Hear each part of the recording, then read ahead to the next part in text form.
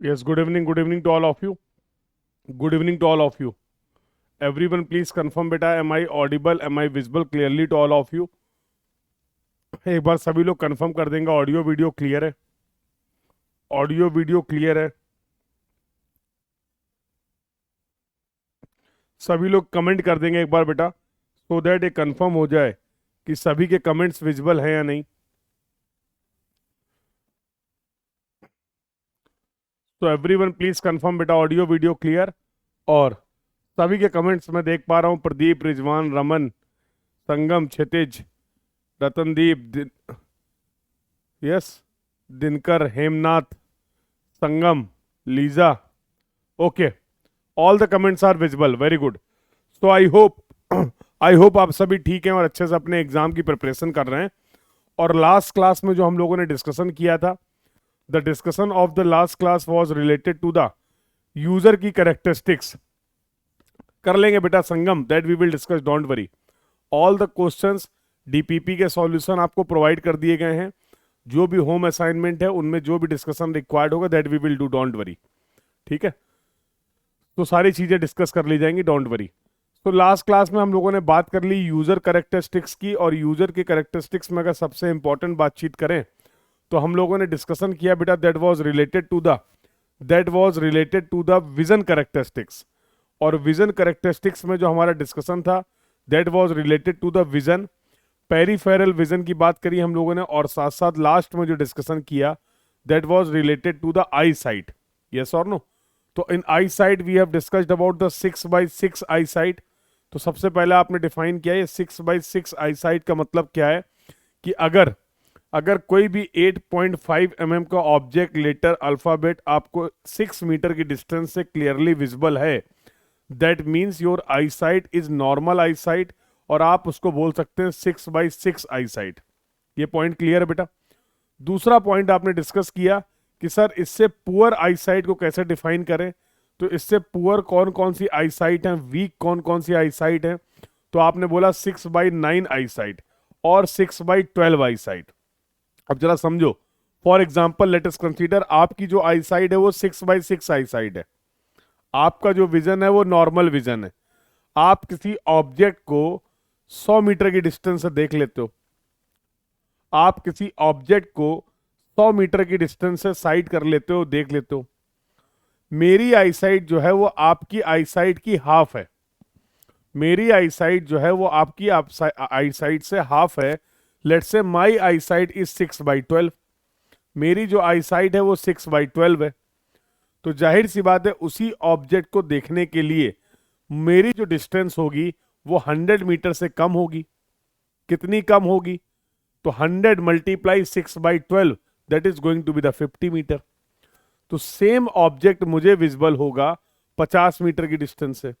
जो आपको विजिबल था, एक नॉर्मल आई साइट वाले पर्सन को विजिबल था 100 मीटर की डिस्टेंस से. क्लियर है बेटा ये बात? ये बात सभी को क्लियर है, यस और नो? ये बात सभी को क्लियर है, यस और नो? तो ये लास्ट क्लास तक का डिस्कशन था. अब अगर मेरी जिद है, मेरी जिद क्या है कि मेरी आई साइट तो आपसे हाफ है, कोई बात नहीं, मेरी आई साइट तो आपसे हाफ है, बट मुझे भी उस ऑब्जेक्ट का को 100 मीटर से ही देखना है. मुझे भी उस ऑब्जेक्ट को 100 मीटर से ही देखना है. तो आपको नहीं लगता है इस जिद को पूरा करने के लिए मुझे फॉन्ट साइज को इंक्रीज करना पड़ेगा? If my I site is 6/12 I sight, तो मुझे अगर सेम डिस्टेंस से उस ऑब्जेक्ट को साइट करना है, जिस डिस्टेंस से एक नॉर्मल आई साइट का पर्सन उस ऑब्जेक्ट को देख पा रहा है, उस केस में I have to increase the font size. Yes और नो? ऑब्जेक्ट का size based on the common sense you can easily see कि अब मुझे नॉर्मल से, क्योंकि डिस्टेंस डबल हो गई है, तो ऑब्जेक्ट के साइज को भी पहले से डबल करना पड़ेगा. ऑब्जेक्ट के साइज को भी पहले से डबल करना पड़ेगा. बिल्कुल चश्मा लगाने से भी हो सकता है बेटा. तो चश्मा लगाने से तो आपकी आई साइट 6/6 हो जाएगी ना. चश्मा अगर आप लगाओगे तो आप अपनी आई साइट को नॉर्मल आई साइट के बराबर कर लेंगे ना. अभी हम लोग कंसीडर कर रहे हैं अलग अलग टाइप्स ऑफ आई साइट की. तो अपने विजन को कैसे इंप्रूव कर सकते हैं वो सब बात की बात है, सेकेंडरी इशू है. जाहिर सी बात, अगर किसी ऑब्जेक्ट की विजिबिलिटी, किसी यूजर को, किसी ड्राइवर की विजिबिलिटी का इशू है तो वो रोड पे थोड़ा जाएगा। और अगर ऐसा यूजर आपका रोड पर मूव कर रहा है जिसको प्रॉपर विजन कैरेक्टरिस्टिक्स नहीं है, तो that will create the unsafety for all other users also. Yes और नो? तो मेक श्योर कि जब कभी भी कोई भी यूजर हमारे रोड पे है तो उसकी आईसाइट जो हो वो फिट हो। तभी तो हमने बाकी कैरेक्टरिस्टिक्स की बात नहीं करी, हमें उसकी पर्सनल लाइफ से मतलब नहीं है, समझ रहे हो? हमें मेन उन कैरेक्टरिस्टिक्स की बात करनी है जो यूजर की ड्राइविंग स्किल्स को अफेक्ट करेंगी। अब होता क्या है, साइकोलॉजिकल और मेंटल कंडीशंस की बात करें। अब ड्राइवर रोड पे गाड़ी तो चला रहा है लेकिन उसका दिमाग कहीं और है, उसका कहीं दिमाग कहीं और है, कुछ डिस्कशन उसके दिमाग में चल रहा है। यस और नो? तो उस केस में क्या होगा, ये जो कैरेक्टरिस्टिक्स आपकी मेंटल कैरेक्टरिस्टिक्स है, जो मानसिक हालात हैं, ये यूजर के रिएक्शन टाइम को अफेक्ट करेंगे।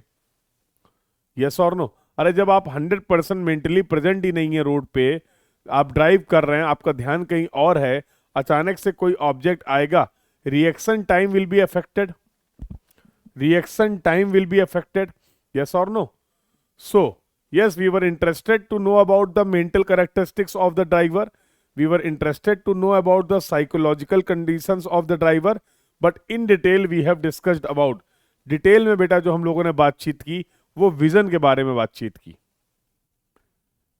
तो इससे रिलेटेड मैंने क्वेश्चंस भी कराए थे, आई होप वो क्वेश्चंस भी सभी को क्लियर हैं। एक क्वेश्चन करोगे, एक क्वेश्चन और ट्राई करोगे, बोलो एक क्वेश्चन और ट्राई करोगे?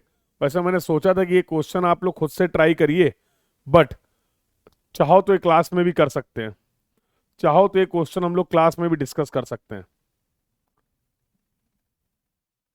बेटा साइन के लिए we have another code, sign के स्पेसिफिकेशन आपको मिलेंगी, आईआरसी का एक कोड हमारे पास अवेलेबल है। तो what are the various sign, उनकी स्पेसिफिकेशन क्या है और उनको कैसे प्लेस करना है, ये सारी बातचीत हम लोग करेंगे ट्रैफिक इंजीनियरिंग के थर्ड पार्ट में। तो अभी पहला पार्ट पढ़ लें traffic characteristics, then we will discuss about the traffic studies, और अगला जो हमारा डिस्कशन होगा that was related to the traffic sign. Control device में ट्रैफिक साइन की बात करेंगे, सिग्नल की बात करेंगे और इंटरसेक्शन की बात करेंगे। We will talk about the traffic sign, we will talk about the traffic signal and intersection. Clear है बेटा? चलिए एक सवाल और कराता हूं, बहुत प्यारा सवाल है, और इसके बाद हम लोग मूव करेंगे आज व्हीकल की कैरेक्टरिस्टिक्स के बारे में बात करेंगे। Both we will complete this part today, आज इस पार्ट को हम लोग कंप्लीट कर लेंगे। स्टैटिक कैरेक्टरिस्टिक्स की बात करेंगे व्हीकल की, और डायनेमिक कैरेक्टरिस्टिक्स ऑफ व्हीकल की भी बातचीत करेंगे। ब्रेकिंग टेस्ट में आपको समझाऊंगा। आइए उसके पहले एक सवाल करवा देता हूं, अब आपने बोला तो बता ही देता हूं। तो लेट्स सॉल्व अ क्वेश्चन। अब क्वेश्चन का डेटा क्या, जरा इसको ध्यान से समझना, क्वेश्चन का डेटा क्या जरा ध्यान से समझना, और मैं चाहता हूं सभी बच्चे इसका आंसर दें। आपको टाइम लगेगा 2 मिनट 3 मिनट, जो भी टाइम लगेगा मैं आपको प्रोवाइड करूंगा। मैं क्वेश्चन को एक्सप्लेन भी कर दे रहा हूं, और एक क्वेश्चन आपका आया हुआ गेट में, ये गेट का क्वेश्चन है। तो this question they have asked in the GATE exam in 2 mark, 2 mark का प्रॉब्लम है, बहुत ही बेहतरीन सवाल है। सवाल कुछ ऐसा है, कह रहा है एक रोड है, एक रोड है, उस रोड पे मान लीजिए आगे कुछ कंस्ट्रक्शन एक्टिविटी चल रही, कुछ भी है, ठीक है, या आपने रोड की जियोमेट्री को चेंज कर दिया है, यहां पर विड्थ ज्यादा है फॉर एग्जांपल, और यहां पर आपने विड्थ को रिड्यूस कर दिया है। अब एक 2 लेन की रोड थी, उसको आपने आगे सिंगल लेन कर दिया है, तो जाहिर सी बात है there is the change in the geometry of the road. इस रोड की जियोमेट्री को आपने चेंज कर दिया, यस और नो? सवाल ये बोल रहा है कि इस रोड पे जब कभी भी कोई भी यूजर मूव करता है, तो मान लो ये आपके ये कोई एक जोन है, let's say this is the zone Y, that let's say this is the start of the zone Y. हम ये चाहते हैं कि जब हमारा यूजर इस रोड पे एंटर करे तो उसकी जो स्पीड हो वो 30 kmph हो। हम ये चाहते हैं कि हमारा जो यूजर है वो जब इस रोड पे एंट्री करे, इस जोन वाई पे एंटर करे, तो speed should not be greater than 30 kmph। ऐसा हम चाहते हैं, ऐसा हम चाहते हैं। जाहिर सी बात है जब हमारा यूजर यहां पर मूव कर रहा होगा तो उसकी स्पीड ज्यादा रही होगी। अब हम अपने यूजर को इस चेंज इन जियोमेट्री के बारे में बताना चाहते हैं, तो हमने इस जोन के स्टार्ट होने के पहले यहां पर एक ट्रैफिक साइन लगा दिया है, जहां पर इस सिचुएशन के बारे में हम अपने यूजर को बता रहे हैं। जहां पर आगे जो चेंज इन जियोमेट्री है उस सिचुएशन को इन्फॉर्म करने के लिए हमने एक ट्रैफिक साइन लगा दिया है। सवाल में बेटा ऐसा बोला गया था कि इस रोड पर किसी भी व्हीकल को अपने आप को अपनी स्पीड को सेफली 30 kmph तक रिड्यूस करने के लिए 174 मीटर की डिस्टेंस रिक्वायर्ड है। ध्यान से सुनना, सवाल में ऐसा बोला गया कि there is a requirement of the distance of 174 metre to reduce the speed to 30 kmph। जो आप चाहते हैं जोन वाई पे जब हमारा व्हीकल एंटर करे तो इसकी स्पीड जो हो वो 30 kmph हो, इससे ज्यादा ना हो।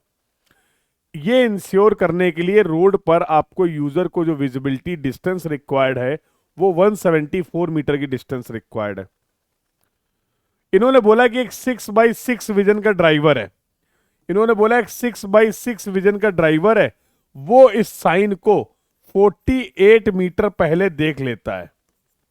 वो इस साइन को 48 मीटर पहले देख लेता है कि भाई आगे कोई जोन है, चेंज इन जियोमेट्री है, जिसके लिए मुझे अपनी स्पीड को रिड्यूस करना है 30 kmph, जिसके लिए अपने मुझे इस स्पीड को रिड्यूस करना है 30 kmph। एक बार सभी लोग कंफर्म कर देंगे यहां तक की बातचीत क्लियर है कि नहीं। एक बार सभी लोग कंफर्म कर देंगे यहां तक की बातचीत क्लियर है कि नहीं। एवरीवन प्लीज कंफर्म बेटा, the discussion till now is clear to everyone. Clear है। आगे इन्होंने क्या बोला कि अगर इसी सिचुएशन में एक 6x9 विजन का ड्राइवर आता है, एक 6x9 विजन का ड्राइवर आता है, तो मान लो ये डिस्टेंस x है। x is the distance between the starting of the zone and the sign post. तो इस 6x9 विजन वाले ड्राइवर के लिए मिनिमम वैल्यू ऑफ x क्या होगी, मिनिमम वैल्यू ऑफ x क्या होगी for this 6x9 vision driver, this is the question. ताकि ये 6x9 विजन का ड्राइवर भी है वो सेफ रहे, ताकि ये 6x9 विजन का ड्राइवर भी अपनी स्पीड को रिड्यूस कर पाए 30 kmph पे, उसके लिए x की वैल्यू क्या हो सकती है। सवाल क्लियर हुआ? क्या पूछा गया है ये क्लियर हुआ? बोलो बेटा, the question is clear, yes और no? Question is clear, yes और नो? और ये प्रीवियस ईयर क्वेश्चन है, ये क्वेश्चन मैं आपसे चाहता था कि आप लोग सॉल्व करें, but to extend the discussion, जो हम लोगों ने विजन की बातचीत की, इसको और अच्छे से समझने के लिए I have taken this question in the class, I have taken this question in the class. So question में पूछा गया है कि अगर एक 6x9 वाला ड्राइवर भी अपनी स्पीड को सेफली 30 kmph तक रिड्यूस कर पाए तो उसके लिए साइन पोस्ट की पोजीशन क्या होनी चाहिए from the start of the zone Y, from the start of the zone Y कितना पहले साइन पोस्ट को लगाएं ताकि ये भी सेफ रहे, ताकि ये यूजर भी सेफ रहे। और अगर किसी पॉइंट पे कोई कंफ्यूजन आ रहा है तो आप बिल्कुल पूछ सकते हैं, मैं एक्सप्लेन कर दूंगा दोबारा से, कोई प्रॉब्लम नहीं है। वेरी गुड, तो I can see the answer 84, 102, 142, very good, I can see the answer. Everyone try to solve. बहुत ही बेसिक क्वेश्चन है, कोई फॉर्मूला नहीं लगना, कॉमन सेंस का सवाल है, 2 नंबर में सवाल पूछा गया है। और अगर आपको विजन कैरेक्टरिस्टिक्स के बारे में पता है तो बिना किसी दिक्कत के आप इस सवाल को सॉल्व कर लेंगे। तो everyone try to solve this question. तो आंसर्स आ रहे हैं, very good, I can see the answers. I will provide you 2 minute time, 2 minute का मैं आपको टाइम प्रोवाइड करता हूं जिसमें आप इस क्वेश्चन को ट्राई कर लीजिए, then we will have the discussion again. फिर से इसके बारे में हम लोग बातचीत करेंगे। तो Lisa, Rohan, Manish, very good, yes, very good, very good. Answers दिख रहे हैं मुझे चैट बॉक्स में। क्या इसका करेक्ट आंसर होगा? क्या अप्रोच होगा? कहाँ छूट गए बेटा आयुष, क्या नहीं क्लियर हुआ बताओ? यहाँ लोगों के आंसर्स भी आ गए और अभी आप करो क्वेश्चन ही नहीं क्लियर हुआ। कौन सा पॉइंट क्लियर नहीं हुआ बताओ, मैं दोबारा से एक्सप्लेन कर दूंगा। कौन सा पॉइंट क्लियर नहीं हुआ, मैं दोबारा से एक्सप्लेन कर दूंगा।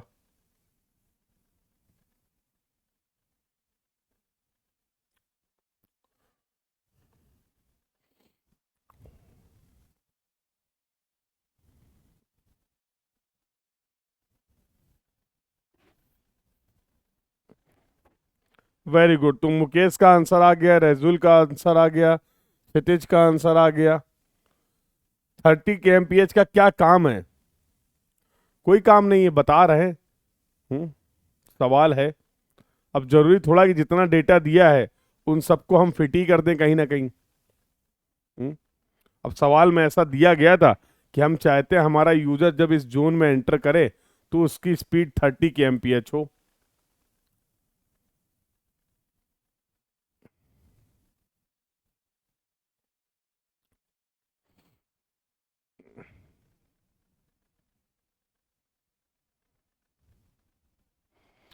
तो should I start the explanation? बेटा एक्सप्लेनेशन ट्राई स्टार्ट किया जाए। आई होप आप सभी ने ट्राई कर लिया। आई होप आप सभी ने ट्राई कर लिया। डोंट वरी, अभी मैं जब आपको एक्सप्लेनेशन इसका सॉल्यूशन प्रोवाइड करूंगा एक बार फिर से क्वेश्चन बता दूंगा for those who are unable to understand the question, जो अभी क्वेश्चन नहीं समझ पाए।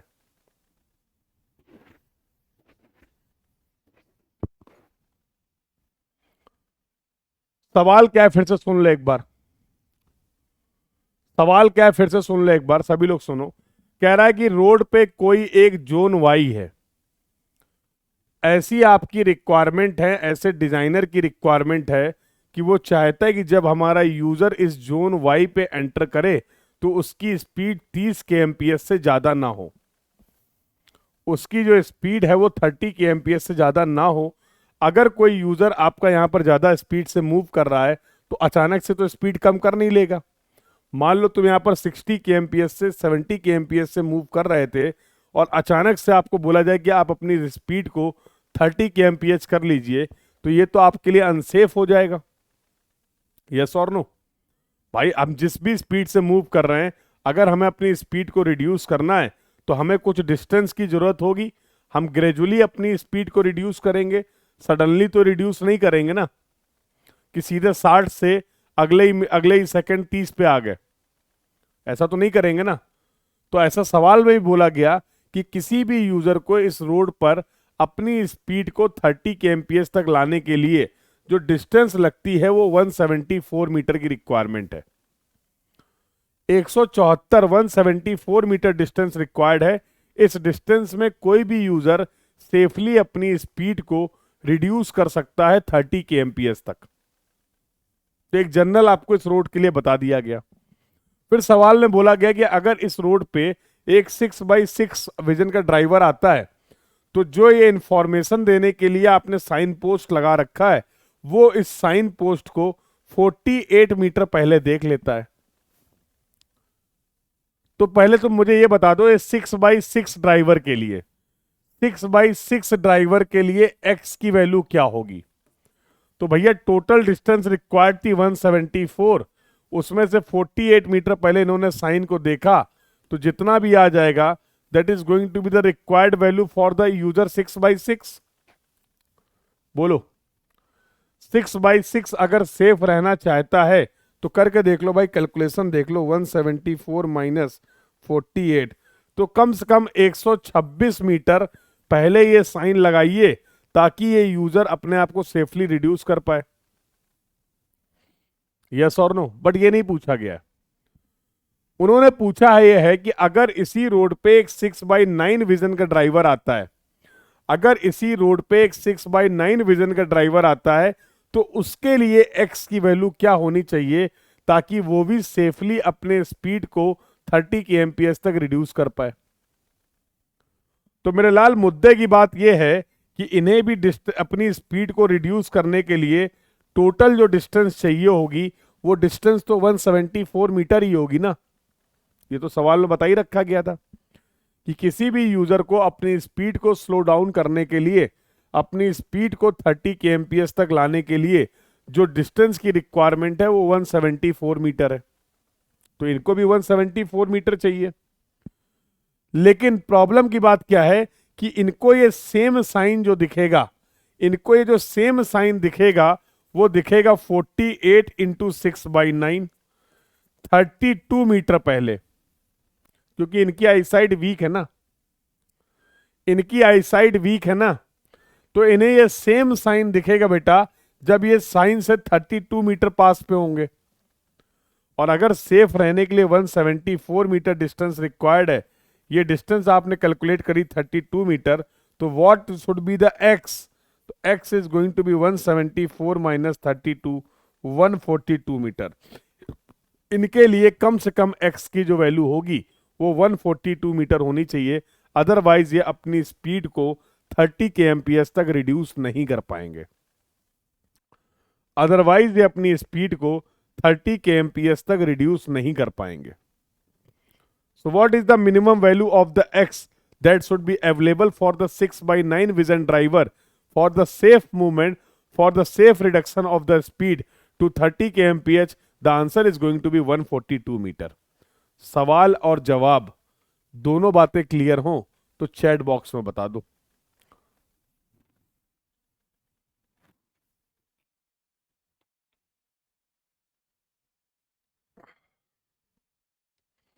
और अभी भी अगर किसी को कोई डाउट हो, कोई क्वेरी हो इस क्वेश्चन में, तो you can ask your doubt, you can ask your query. If anyone having any doubt, any query till now, so I think the vision characteristics, the concept of the vision, the concept of the peripheral vision, and the concept of the eyesight now is clear to everyone. और देख रहे हो किसी basic concept को use करके gate वालों ने कितना प्यारा सा सवाल बना दिया, कि प्यारा सा ही सवाल बना दिया। अब इसमें होता क्या है, अब बहुतों को तो सवाल समझ ही में नहीं आया, कह रहे हैं सर ये हाईवे के कौन से टॉपिक से सवाल आ गया है। सर ये, अरे भैया हाईवे नहीं है, ये तो बेसिक एप्टीट्यूड का सवाल है। अब वो सवाल अलग बात है कि आपको हाईवे के एग्जाम्पल लेके सेट कर दिया गया, यस और नो। कह रहे एक टॉफी 1 रुपए की मिलती है तो 5 टॉफी कितने की मिलेंगी है? कह रहे मेरे पास 10 टॉफी थी, 5 टॉफी कोई मुझसे ले गया, तो अब मेरे पास कितनी टॉफी बची, और मुझे अगर दोबारा से 10 टॉफी करनी है तो अब मुझे कितने रुपए और चाहिए होंगे। अरे क्या कर रहे हो ये है? सवाल तो ऐसे ही कुछ है ना कि भाई एक टॉफी 1 रुपए की मिलती है, एक टॉफी 1 रुपए की मिलती है, मेरे पास 10 टॉफी थी, कोई मुझसे 5 टॉफी ले गया, अब मैं चाहता हूं फिर से मेरे पास 10 टॉफी हो जाए, तो मुझे कितने रुपए की जरूरत है। वाह भाई वाह। तो और क्या चल रहा है इसमें,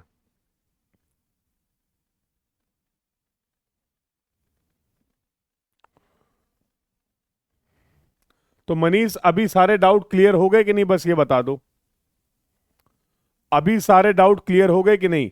तो जैसे जैसे बेटा हम लोग टॉपिक कंप्लीट करते चले जाएंगे, आप उन टॉपिक से रिलेटेड क्वेश्चंस को ट्राई करिए। आप उन टॉपिक से रिलेटेड जो जो टॉपिक हम लोग कंप्लीट करते चले जा रहे हैं उनके क्वेश्चंस आप सॉल्व करते रहिए। तो हो सकता है कि आपकी बुक में या जहां से भी आप क्वेश्चंस फॉलो कर रहे हैं कभी कोई ऐसा क्वेश्चन भी मिल जाए जो टॉपिक अभी तक हम लोगों ने डिस्कस ना किया हो, तो घबराना नहीं है उसको देख के, ठीक है, वो सब डिस्कशन का पार्ट होगा। चलें आगे बातचीत करें, चलें आगे बातचीत करें। तो if you have some basic understanding about the vision और द आईसाइट, अगर आपको आईसाइट का कंसेप्ट पता है तो इस सवाल को केवल 30 सेकंड में आप सॉल्व कर सकते थे, और इसके लिए आपको मिलेंगे 2 number. For that you will get 2 mark, for that you will get 2 mark. चलिए तो आगे बातचीत करते हैं, लेट्स मूव फर्दर, आगे बातचीत करते हैं बेटा, लेट्स मूव फर्दर, ठीक है। आओ देखो, तो अब अगला जो कैरेक्टरिस्टिक्स है बेटा, that is the static characteristics of the vehicle. That is the static characteristics of the vehicle. ठीक है, अब इसमें क्या बोला गया बेटा, देखो ये सब यहाँ पर क्या स्टैंडर्ड्स की बात कर रहे हैं। अब यार देखो, एक रोड पर तो n तरीके के यूजर हैं, एक रोड पे तो n तरीके के व्हीकल हैं। अब हर व्हीकल के लिए तो हम डिजाइनिंग कर नहीं सकते हैं। तो आपको नहीं लगता है कि from design point of view से हमें कोई एक स्टैंडर्ड व्हीकल डिफाइन करना चाहिए, जिसके बारे में हम लोग बात भी कर रहे हैं। जब आपने ओवरटेकिंग साइड डिस्टेंस करी थी तो आपने बोला था कि सर सिंगल लेन में ओवरटेकिंग पॉसिबल नहीं है। याद है आपको ये बात कि सर सिंगल लेन में ओवरटेकिंग पॉसिबल नहीं है। तो मैंने पूछा भाई सिंगल लेन में ओवरटेकिंग पॉसिबल नहीं है, क्यों नहीं है? तो आपने बोला सर सिंगल लेन की जो विड्थ होती है एज पर आईआरसी वो 3.75 मीटर होती है। वो 3.75 मीटर की टोटल विड्थ होती है। और अगर यहां पर हम दो व्हीकल लेना चाहते हैं जिनकी विड्थ है 2.44 मीटर, तो ये संभव नहीं है कि वो रोड पे रहते हुए कैरिज वे में रहते हुए ही उनकी विड्थ सर 5 मीटर हो जाएगी। उतनी तो विड्थ ही अवेलेबल नहीं है। तो स्टैंडर्ड व्हीकल के टर्म्स में अगर बात करें तो overtaking is not possible in the case of single lane road. Yes और नो? तो ये डेटा तो आपने यूज किया है। 2.44 कहां से आ गया था? ये 2.44 आपको बताया गया था आईआरसी की स्पेसिफिकेशन के बेसिस पे। तो स्टैंडर्ड व्हीकल की अगर बात करें तो एज पर आईआरसी कुछ डेटा है जो आपको पता होना चाहिए। वही है इसकी स्टैटिक कैरेक्टरिस्टिक्स। जैसे जैसे maximum width of the vehicle कितनी होगी? हमारे रोड पर जो यूजर आएंगे, जो व्हीकल आएगा, मैक्सिमम से मैक्सिमम कितनी विड्थ का व्हीकल आ सकता है? मैक्सिमम से मैक्सिमम कितनी विड्थ का व्हीकल आ सकता है? तो that is going to be 2.44 metre. आप चाहें तो इसको नियरली इक्वल टू 2.5 मीटर मान सकते हैं, बट एग्जैक्ट वैल्यू क्या होगी? That is going to be 2.44 metre. Clear है बेटा? Maximum length of the vehicle कितनी होगी रोड पे? That is 18 metre. और इस मैक्सिमम लेंथ को डिफाइन करने के लिए इन्होंने जो अरेंजमेंट कंसीडर किया है वो ट्रैक्टर और ट्रॉली देखा है? ट्रैक्टर और ट्रॉली को कंसीडर किया है कि the maximum length of the vehicle is going to be 18 metre. और for the reference they have considered tractor plus trailer arrangement. अगला अगर बात करें कि maximum height of the vehicle क्या होगा, तो that is going to be 4.75 metre. तो इसके लिए रेफरेंस लिया गया डबल डेकर बस। तो दो छत वाली बस होती है ना, ये देखो यहां पे भी लोग बैठे, यहां पे भी बैठे। तो the maximum height they have considered with reference to the double decker bus, and that maximum height is going to be 4.75 meter. That is going to be 4.75 meter. Maximum weight जो होगा हमारे व्हीकल पे वो 52.2 ton होगा। Maximum weight जो होगा हमारे vehicle पे वो 52.2 टन होगा। अब इसका अरेंजमेंट भी दिया है। जैसे अभी आपने बोला ट्रैक्टर प्लस ट्रेलर, तो मान लो ये तो ट्रैक्टर है, और ये इसकी ट्रॉली है। ये ट्रैक्टर और ट्रॉली दोनों बना दिए, ठीक है। तो अब भैया ट्रैक्टर के भी दो एक्सल, एक फ्रंट एक्सल, एक रेयर एक्सल। अब यहां पर जरा समझना ध्यान से बेटा, अलग अलग एक्सल कॉन्फ़िगरेशन की बात कर रहे हैं हम लोग। यहां पर हम लोग अलग अलग एक्सल कॉन्फ़िगरेशन की बात कर रहे हैं। तो ट्रैक्टर के आगे वाले एक्सल में दोनों तरफ एक एक पहिया लगा हुआ है, दिख रहा है?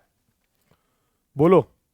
ट्रैक्टर के आगे वाले एक्सल में, फ्रंट एक्सल में दोनों तरफ एक एक व्हील लगा हुआ है। इस तरीके के एक्सल कॉन्फ़िगरेशन में जो मैक्सिमम लोड आएगा वो होगा 6 टन। अगर एक एक्सल में दोनों साइड एक एक व्हील लगा हुआ है तो जो मैक्सिमम लोड होगा इस एक्सल पे वो होगा 6 tonne. That is going to be 6 tonne. Clear है बेटा? बोलो।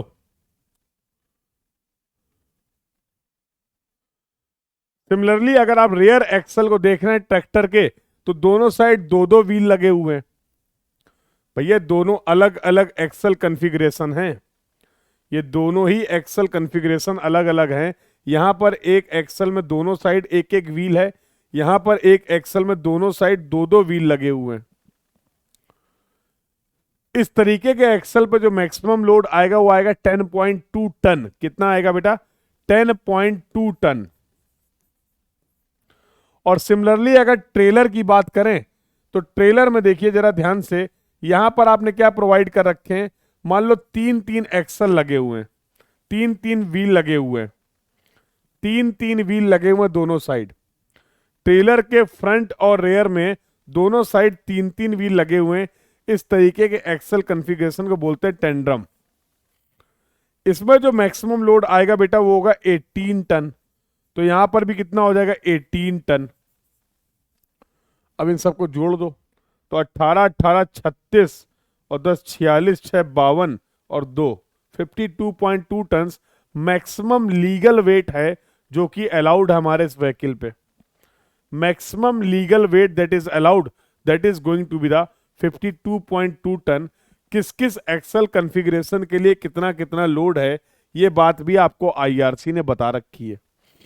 तो हम लोगों ने बात कर ली बेटा मैक्सिमम विड्थ क्या होगी रोड पर व्हीकल की, yes. Maximum length of the vehicle क्या होगा, maximum height of the vehicle क्या होगा, और maximum weight of the vehicle क्या होगा। किसी को यहां तक के डिस्कशन में कोई डाउट हो, कोई क्वेरी हो, कोई तकलीफ हो, कोई गिला हो, कोई सिकवा हो, कोई नाराजगी हो तो बता दो। So all these are the static characteristics of the vehicle. All these are the static characteristics of the vehicle.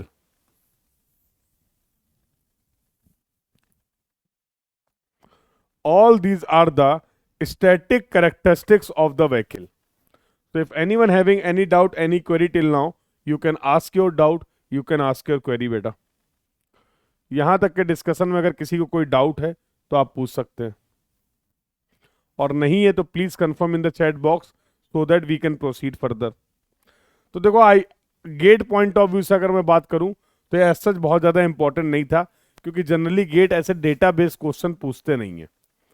Gate अगर लेकिन हाँ आपके इंजीनियरिंग सर्विसेज में या जो आपके स्टेट के ए लेवल के एग्जाम होते हैं बेटा, ये अलग अलग एक्सेल कॉन्फ़िगरेशन, इसके बारे में अरिजीत अभी और डिटेल में बात करेंगे।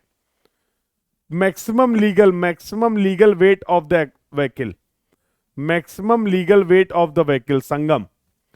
तो कौन कौन से एक्सेल कॉन्फ़िगरेशन होते हैं इनके बारे में भी और भी हमारा डिस्कशन होगा, ठीक है। तो मैं आपको ये बता रहा था कि इस पर्टिकुलर टॉपिक से जो आपके इंजीनियरिंग सर्विसेज के कुछ एग्जाम हैं या जो आपके स्टेट एई के एग्जाम होते हैं वहां पर आपको सवाल देखने को मिलते हैं। गेट पॉइंट ऑफ व्यू से सच बहुत ज्यादा इंपॉर्टेंट नहीं था, फिर भी हम लोगों ने डिटेल में बातचीत कर ली है। तो सर व्हीकल कैरेक्टरिस्टिक्स की अगर बात करें तो गेट पॉइंट ऑफ व्यू से, गेट पॉइंट ऑफ व्यू से सर एक्सल को कहते हैं या वर्टिकल को? ये क्या पूछ लिया तुमने, ये क्या पूछ लिया? क्या पूछना चाह रहे हो बेटा? नहीं मंसारी, क्या पूछना चाह रहे हो? एक्सल, सर एक्सल को कहते हैं या वर्टिकल को? एक्सल को कहते हैं या वर्टिकल को, क्या पूछना चाह रहे हो?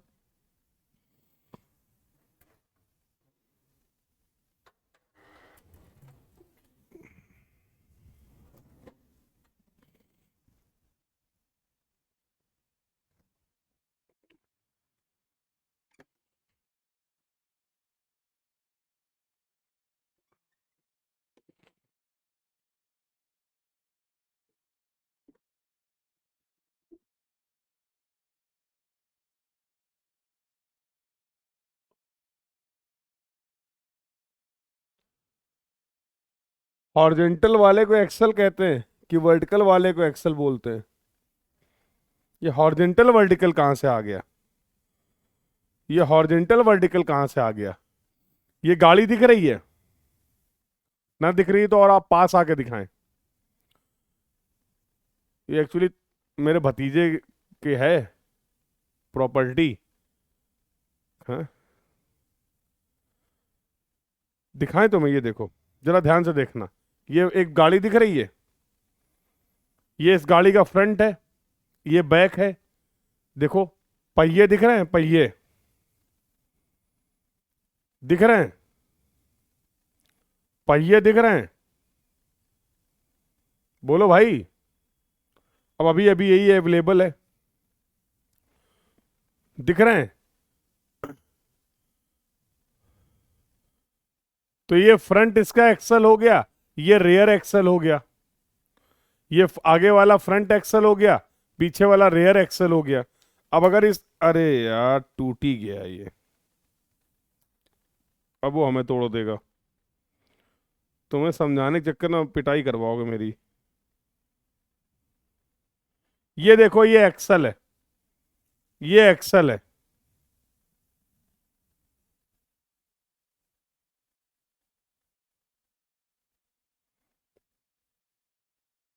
दिख गया, ये एक्सल है। दोनों तरफ एक एक व्हील है, दोनों तरफ एक एक व्हील है।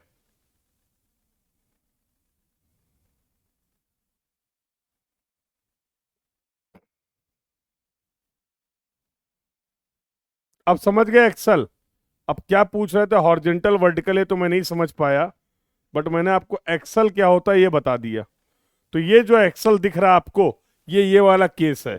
ये देखो ऐसे, ये दिखा रहा हूं मैं तुम्हें। फ्रंट एक्सल दोनों साइड एक एक व्हील लगा हुआ है।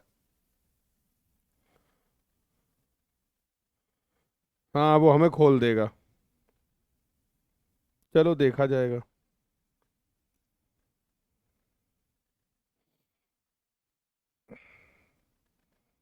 सब्जेक्ट है मेरा ट्रांसपोर्टेशन इंजीनियरिंग, तो उसकी और मेरी अलग लेवल पे लड़ाई चलती है। तो अभी तो है नहीं यहाँ पे, नहीं तो उसके जितने भी इस तरीके की कार, उसको कार का बड़ा शौक है। हाँ? अब उसको उसकी कार होती, मैं एग्जाम्पल के लिए ले लेता हूँ और ऐसे ही तोड़ देता हूँ, फिर होती लड़ाई। तो जनरली जब वो यहाँ आता है घर, तो अपनी सारी कार छुपा के रखता है मुझसे। और स्पेशली अगर उसे पता है क्लास चल रही है, तब तो पैक कर लेगा, तब तो पैक करके रखता है फिर। हम्म,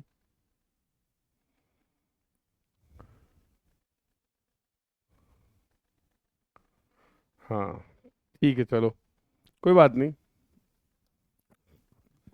प्रैक्टिकल चल रहा, हाँ। ठीक है, अब समझ गए बेटा, अब कोई कंफ्यूजन तो नहीं है, अब कोई कंफ्यूजन तो नहीं है। नहीं, दो तीन चार कार नहीं, कई कार हम उसकी तोड़ चुके हैं ऐसे ही। एक तोड़ो पे चार लेता है, उसका भी अलग लेवल पे खेल है। दो चार तो ऐसे ही गिना देगा। एक वो आपने एक कप तोड़ी थी, फिर एक सुबह तोड़ी थी, एक शाम को तोड़ी थी, हमें खुद नहीं ध्यान देता इतनी कप तोड़ दी हमने।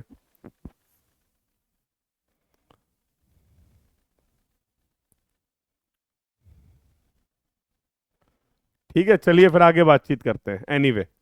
Anyway now I think the axle and the axle configuration is clear to everyone. Now the axle and the axle configuration is clear to everyone.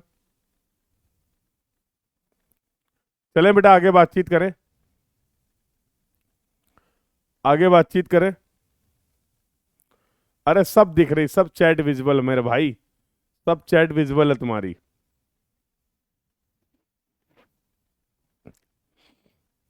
हम्म, चलिए लेट्स मूव फर्दर, आगे बातचीत कर लेते हैं। अब गेट पॉइंट ऑफ व्यू से जो important discussion है, गेट में यहां से सवाल मिलते हैं फ्रिक्वेंटली, आपको एक नंबर का भी सवाल आ सकता है, दो नंबर के भी सवाल आ सकते हैं। And that is related to the dynamic characteristics of the vehicle. अब इसके बारे में जरा ध्यान से सुनो, that is related to the dynamic characteristics of the vehicle. अब देखो, अगर मेरे पास एक स्टैंडर्ड व्हीकल है, अगर मेरे पास कोई एक स्टैंडर्ड व्हीकल है, आपके पास भी एक स्टैंडर्ड व्हीकल है, तो भैया इसकी स्टैटिक कैरेक्टरिस्टिक्स तो सेम होंगी ना। तो इसकी स्टैटिक कैरेक्टरिस्टिक्स तो सेम ही होंगे ना। अगर we are comparing the two standard vehicle, तो इनकी स्टैटिक कैरेक्टरिस्टिक्स तो सेम ही होंगी ना। मैक्सिमम हाइट क्या होगी, मैक्सिमम विड्थ क्या होगा, मैक्सिमम लेंथ क्या होगा, मैक्सिमम वेट क्या होगा, क्योंकि ये दोनों व्हीकल ही स्टैंडर्ड व्हीकल हैं। क्योंकि दोनों व्हीकल ही स्टैंडर्ड व्हीकल हैं तो इनकी स्टैटिक कैरेक्टरिस्टिक्स तो सेम होंगी। यस और नो? अब ऐसा थोड़ा कि एक क्रेटा है मान लो 2.44 मीटर की और दूसरी क्रेटा की विड्थ है मान लो 10 मीटर 4 मीटर, ऐसा तो नहीं होगा ना। दोनों की विड्थ सेम होगी, चलो ये बात समझते हैं। दोनों की लेंथ सेम होगी, दोनों का मैक्सिमम अलाउड लीगल वेट जो होगा वो भी सेम होगा। अलग क्या हो सकता है?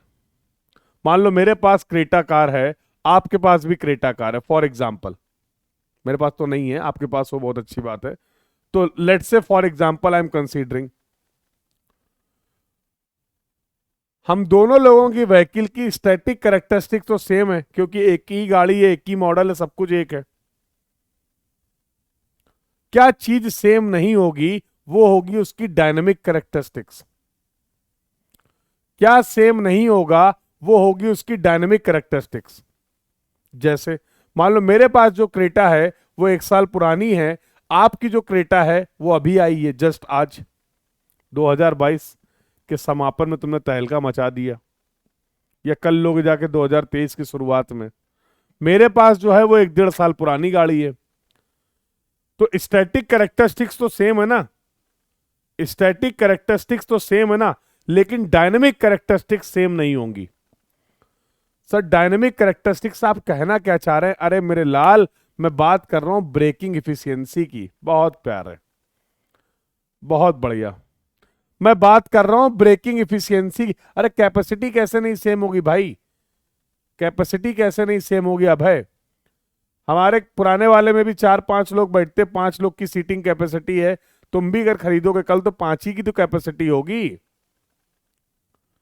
ब्रेकिंग इफिशियंसी अलग अलग होती भाई, ब्रेकिंग इफिशियंसी अलग अलग होगी।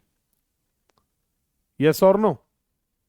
तो मेन बहुत सारी कैरेक्टरिस्टिक्स अलग अलग होंगी, बट हमारा जो मेन इंटरेस्ट है, अब हम यूजर की व्हीकल की ब्रेकिंग इफिशियंसी के बारे में जानना चाह रहे हैं, जिसको हम लोग बोल रहे हैं dynamic characteristics of the vehicle. Fuel efficiency से हमें डिजाइन में कोई फर्क नहीं पड़ता है।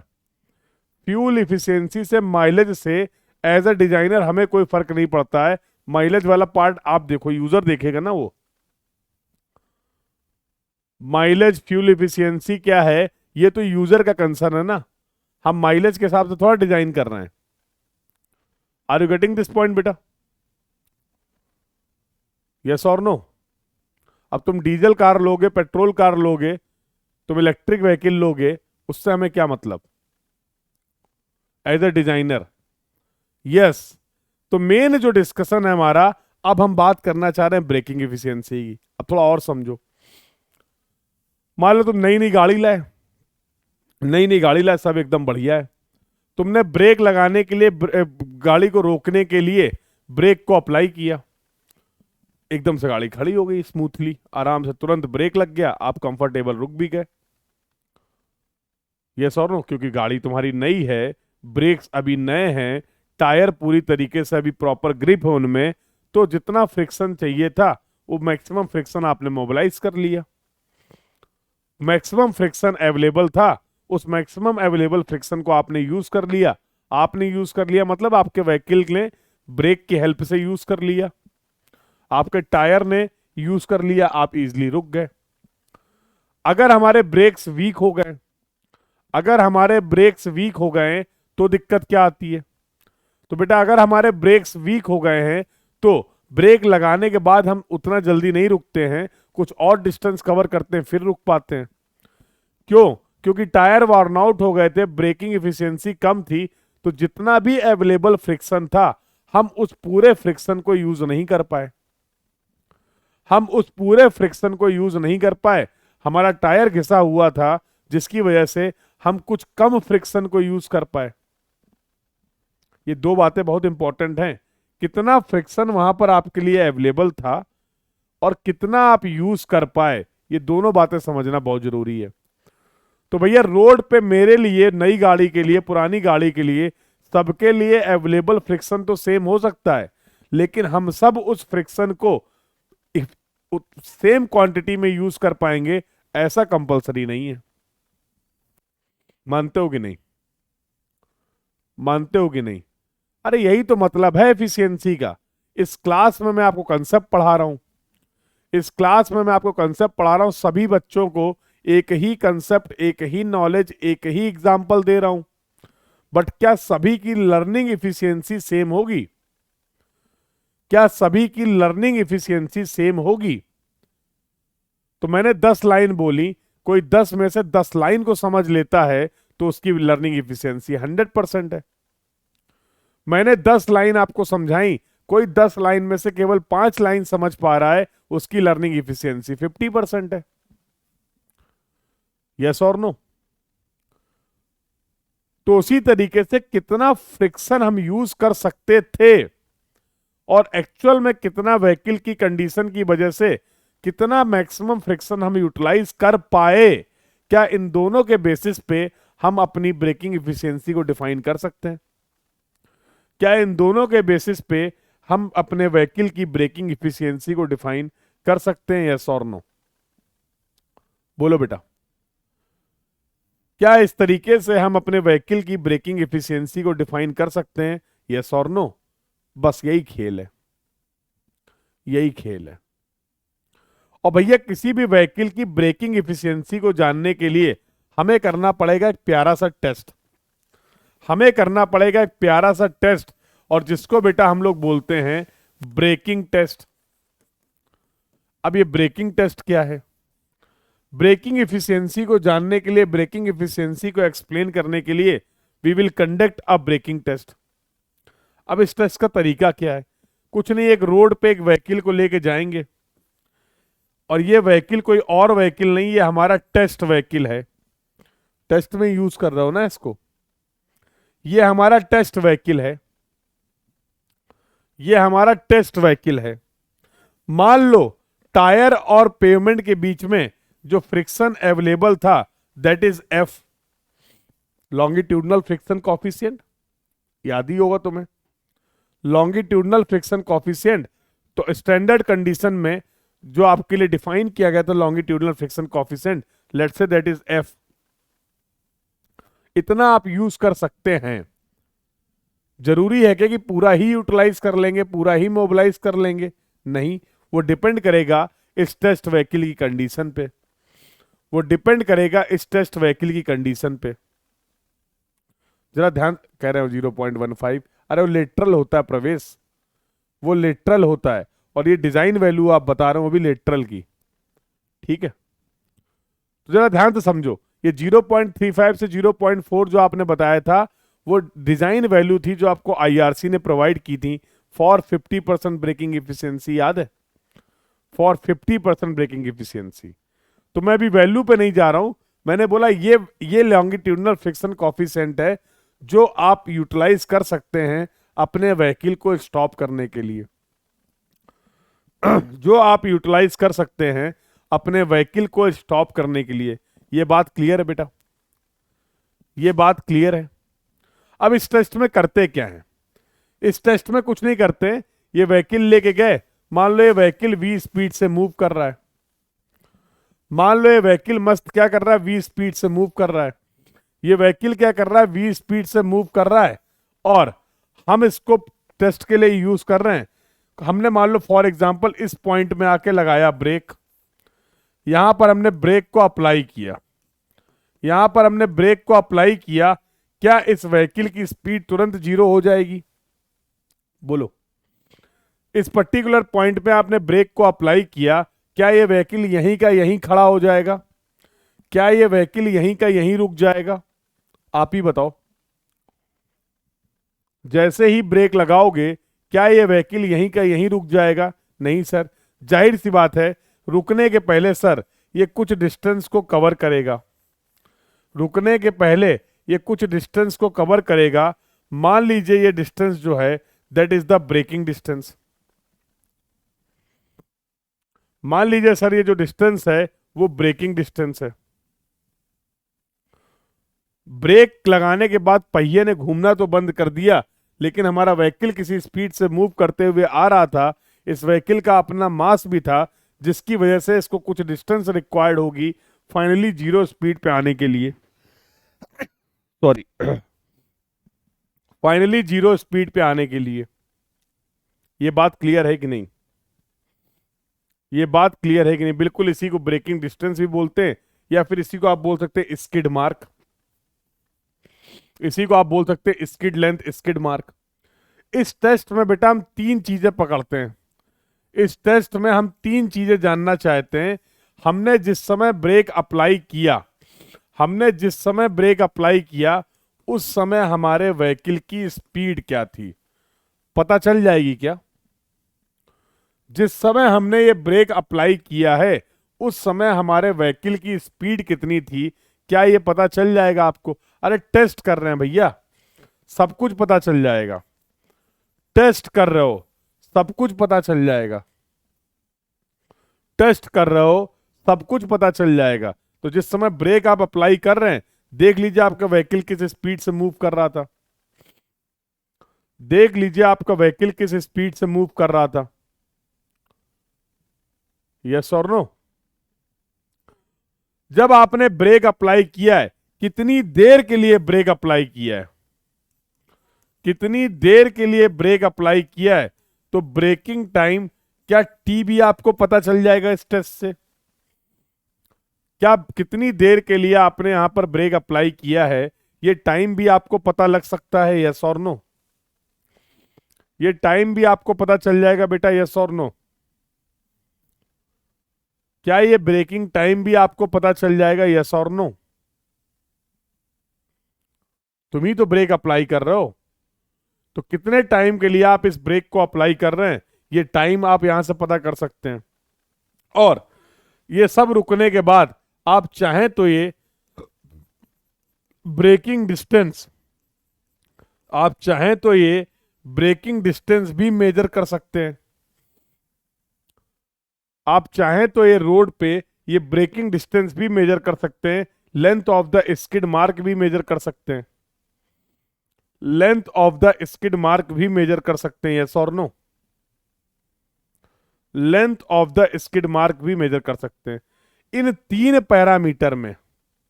अरे भैया वो अब है, वो ब्रेकिंग टाइम नहीं है, वो है तुम्हारे ड्राइवर का रिएक्शन टाइम। मत करो बेटा ऐसे। इतने डिटेल्ड वे में अगर चीजों को बताने के बाद भी इस तरीके का अगर आप रिस्पॉन्स देंगे तो फिर दिल बैठ जाएगा, फिर रो दूंगा मैं लाइव क्लास में, और उसके जिम्मेदार सिर्फ और सिर्फ तुम होगे।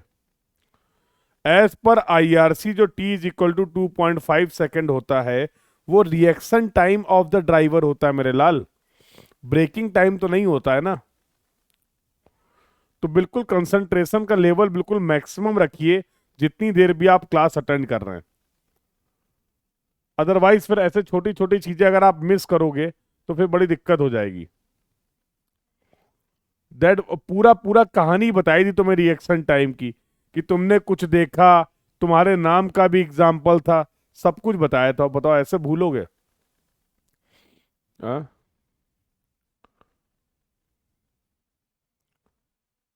तो रिएक्शन टाइम होता क्या है, आता कैसे, क्या अप्रोच है, कैसे आईआरसी ने रिएक्शन टाइम कंसीडर किया, किस थ्योरी पे बेस था, सब बताया था। ब्रेकिंग डिस्टेंस मीन क्या होता है, तो एसएसडी पढ़ी थी राहुल, एसएसडी पढ़ी थी। ब्रेक लगाने के बाद, ब्रेक अप्लाई करने के बाद फाइनली स्पीड जीरो हो जाए, उसमें कितनी डिस्टेंस कवर किया आपके व्हीकल ने, उसको बोलते हैं ब्रेकिंग डिस्टेंस।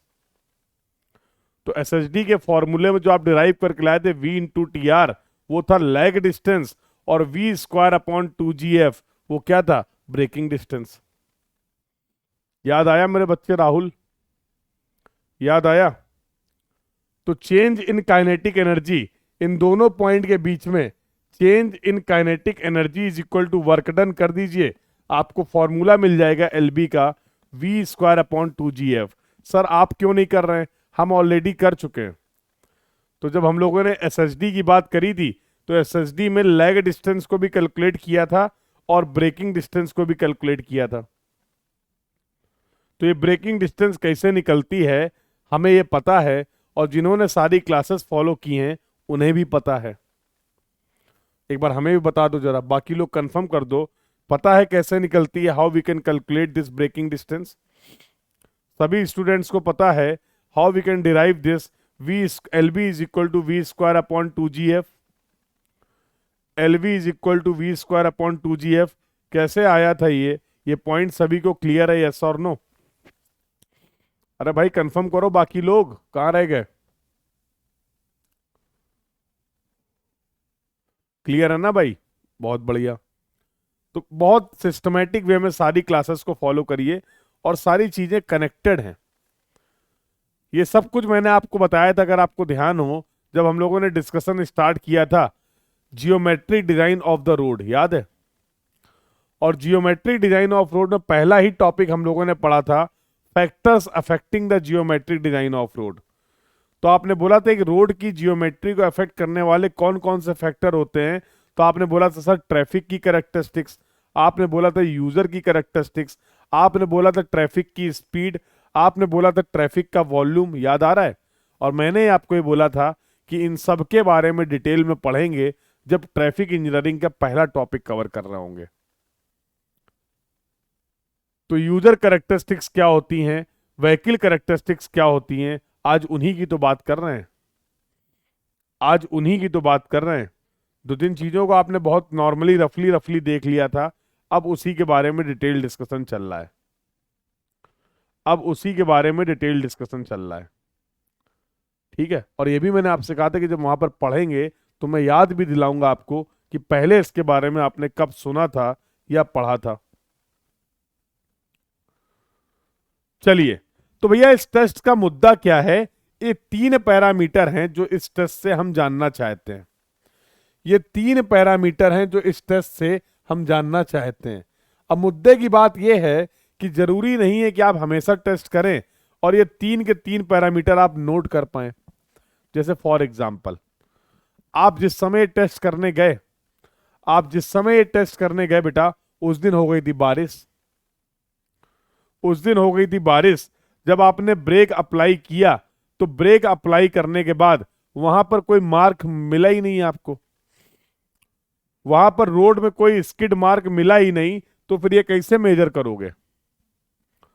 तो फिर ये कैसे मेजर करोगे जब कोई स्किड मार्क ही नहीं है?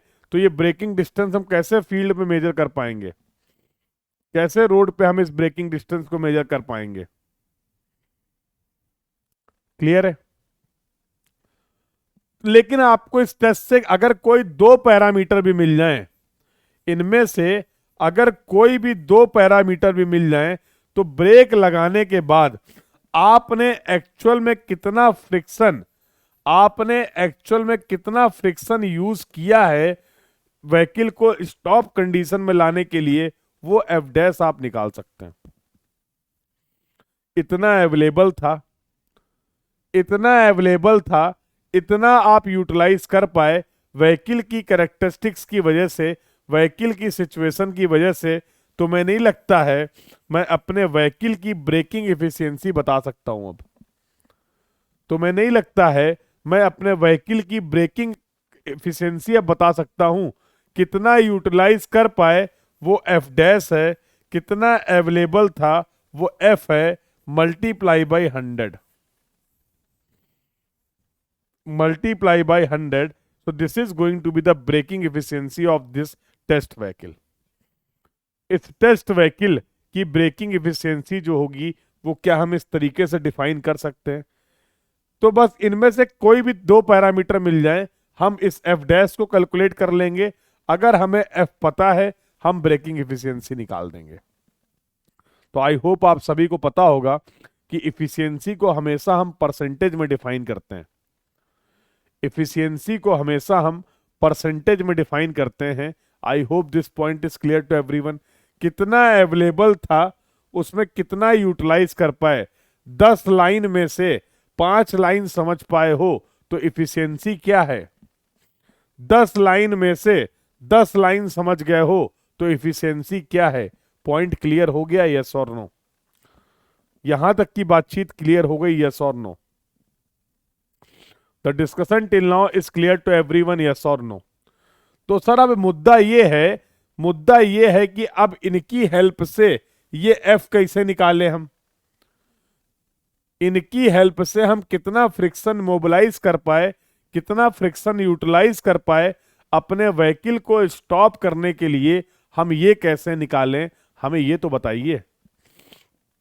बताएंगे, बिल्कुल बताएंगे। स्टोरी समझ गए हो? स्टोरी समझ गए हो? स्टोरी समझ गए हो, यस और no? So I hope the discussion till now is clear to everyone. और बेटा ये एफ कैसे निकलता है, यही होता आपका सवाल, यही है आपका सवाल। देखो, चलो देखते हैं। तो speed of the vehicle, length of the skid mark जिसको आपने ब्रेकिंग डिस्टेंस बोला, और braking time, actual duration of the brake application. हम ये मान के चल रहे हैं इस टेस्ट में हमारी जो ब्रेकिंग इफिशियंसी है वो 100% है। मतलब जितना भी फ्रिक्शन अवेलेबल था, हमने उस पूरे फ्रिक्शन को यूटिलाइज कर लिया। तभी तो अगर एफ डैश और एफ की वैल्यू सेम होगी, तभी तो ब्रेकिंग इफिशियंसी 100% आएगी, तभी तो ब्रेकिंग इफिशियंसी 100% आएगी, यस और नो? तो इस टेस्ट को कंडक्ट करते समय हमें ये 3 पैरामीटर मेजर करने थे, इनमें से कोई भी 2 मिल जाएंगे, हमारा काम चल जाएगा। अरे बचपन से पढ़ते चले आ रहे हैं, v बराबर u प्लस ए टी, याद है? s बराबर U T plus half A T square, V square minus U square is equal to 2as। उन्हीं इक्वेशंस को यूज करके अभी हमारा काम चलने वाला है। चलो दिखाते हैं। तो फॉर एग्जाम्पल ये पहला सवाल है, इसको सॉल्व करिए। तो फॉर एग्जाम्पल ये पहला सवाल है, everyone try to solve this question. इस तरीके के क्वेश्चंस आपको देखने को मिलते हैं, इस तरीके के क्वेश्चंस आपको यहां से देखने को मिलते हैं।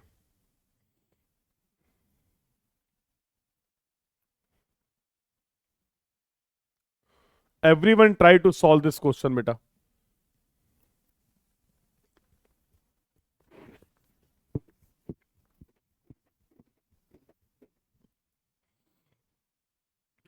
Everyone try to solve this question.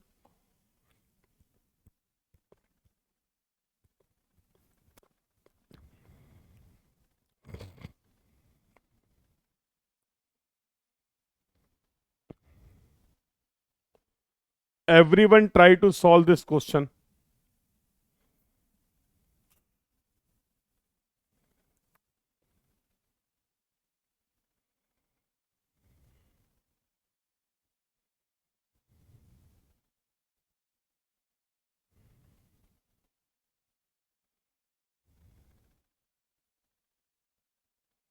तो आंसर आ गया 0.609।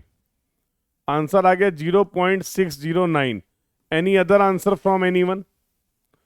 Any other answer from anyone? Any other answer from anyone?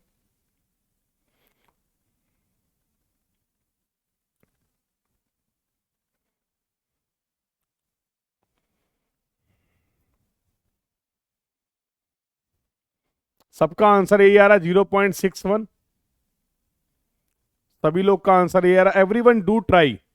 बेटा कोई केवल सॉल्यूशन का वेट नहीं करेगा। आप सही आंसर निकालिए, आप गलत आंसर निकालिए, कोई दिक्कत नहीं है। बट कोई भी टॉपिक अगर हम लोग क्लास में कवर कर रहे हैं और कोई भी क्वेश्चन आपको दिया गया है, उस टाइम को इफेक्टिवली यूटिलाइज करिए और एफर्ट करिए अपने। तो केवल सॉल्यूशन नोट करने से काम नहीं चलेगा। तो जो लोग भी ऐसी गलती कर रहे हैं कि ठीक है सर ने 1 मिनट 2 मिनट का टाइम दिया, वेट कर लेते हैं, इसके बाद छाप लेंगे, उससे आपका कंसेप्ट डेवलप नहीं होगा बेटा। तो ये बिल्कुल हैबिट में ले आइए आप। किसी भी क्लास को अटेंड करते समय, किसी भी सब्जेक्ट को कंप्लीट करते समय, ये क्लास में जो आपको क्वेश्चंस दिए जाते हैं उनको बहुत अच्छे से आपको अटेम्प्ट करना है। चलिए सवाल देख लेते क्या बोला गया। कह रहा है find out the coefficient of the friction. चलो, तो हमने इसको एफ डैश से रिप्रेजेंट किया था। कह रहा है if the braking distance is 5.8 metre और स्पीड जो थी वो 30 kmph है। स्पीड जो है वो 30 kmph है। मतलब हमें ब्रेकिंग टेस्ट की हेल्प से यहां पर स्किड मार्क पता है और स्पीड पता है। यहां पर हमें क्या पता है, यहां पर दो पैरामीटर पता है, एक तो ब्रेकिंग डिस्टेंस पता है और दूसरा क्या है, स्पीड पता है। कुछ बचा ही नहीं यार।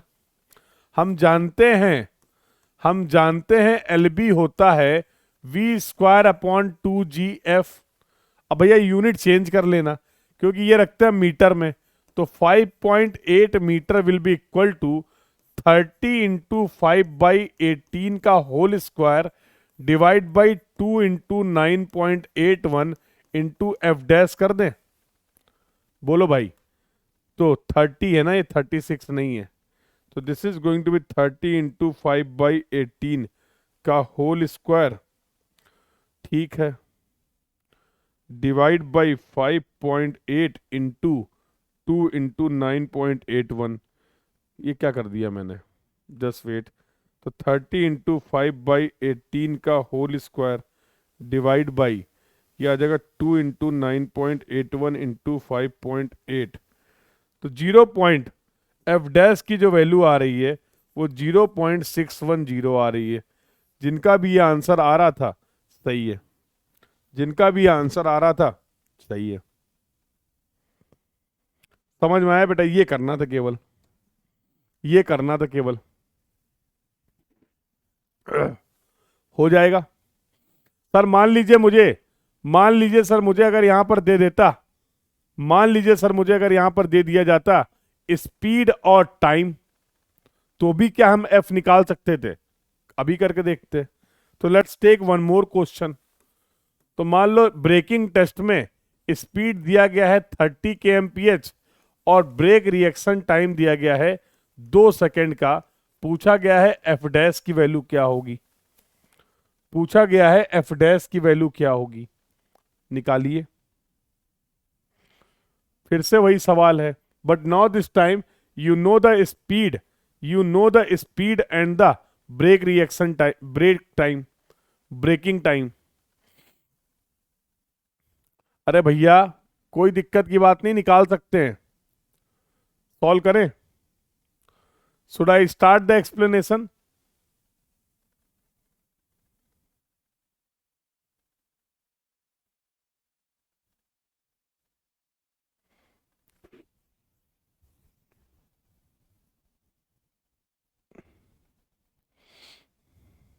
अरे हो जाएगा कि नहीं हो जाएगा? क्या अप्रोच लगाएंगे, क्या अप्रोच लगाएंगे? अरे भैया क्या हम ब्रेक लगाने के बाद जो रिटार्डेशन है उसको निकाल सकते हैं v/t से? माइनस में आएगा। रिटार्डेशन मतलब क्या है, माइनस में। यस और नो? लगा सकते हैं कि नहीं लगा सकते हैं? और अगर यहां से a पता चल गया तो हमने ये भी तो पढ़ा था कि gf इज इक्वल टू होता है a, तो f dash is equal to हो जाएगा a/g। यहां से केवल आपको इस डेटा की हेल्प से रिटार्डेशन की वैल्यू कैलकुलेट करनी है, रिटार्डेशन की वैल्यू कैलकुलेट करनी, जो आप कर सकते हैं। रिटार्डेशन की वैल्यू कैलकुलेट करनी, जो आप कर सकते हैं। जी की वैल्यू आपको पता है, रिटार्डेशन आप निकाल लीजिए, आपको पता चल जाएगा एफ डैश की वैल्यू। बोलो। अरे सब कमेंट दिख रहे हैं रोहन, सब कमेंट दिख रहे हैं। क्यों टेंशन ले रहे हो, क्यों टेंशन ले रहे हो?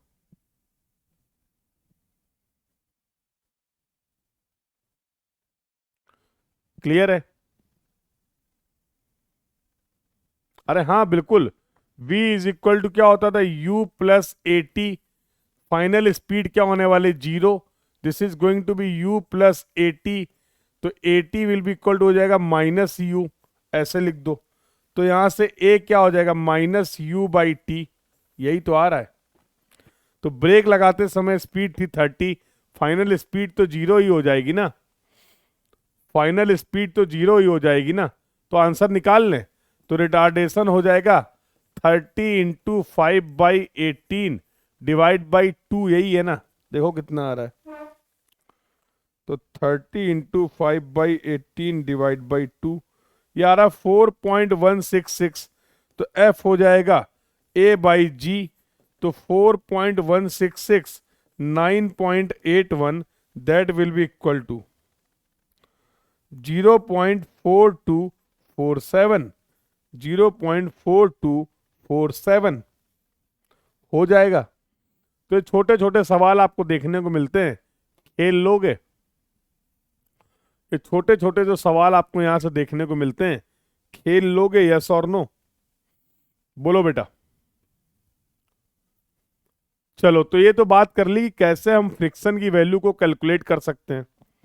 एक बार सभी लोग कंफर्म कर देंगे चैट बॉक्स में, ये कैसे होता है, क्या क्या केसेस हैं, क्लियर है सभी को? यहां तक का डिस्कशन सभी को क्लियर है? यस और no? The discussion till now is clear to everyone?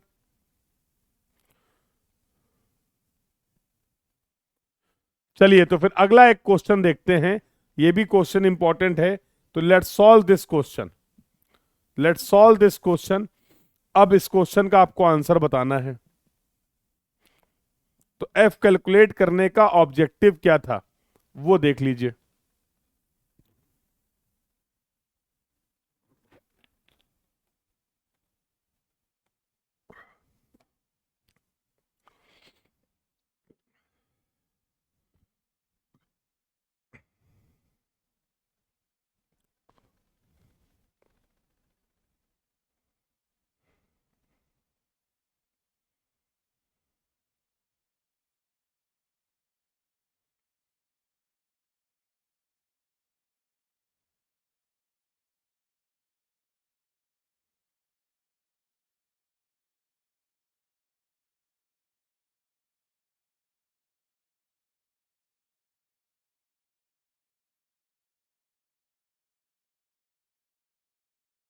What will be the answer for this question? इस क्वेश्चन का आंसर क्या होगा बेटा?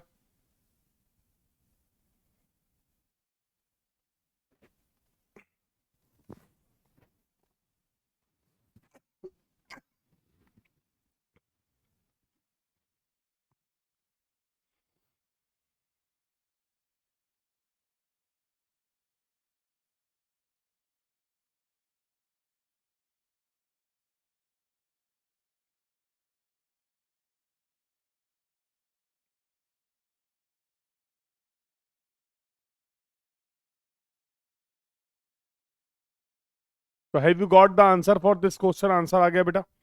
Please confirm in the chat box.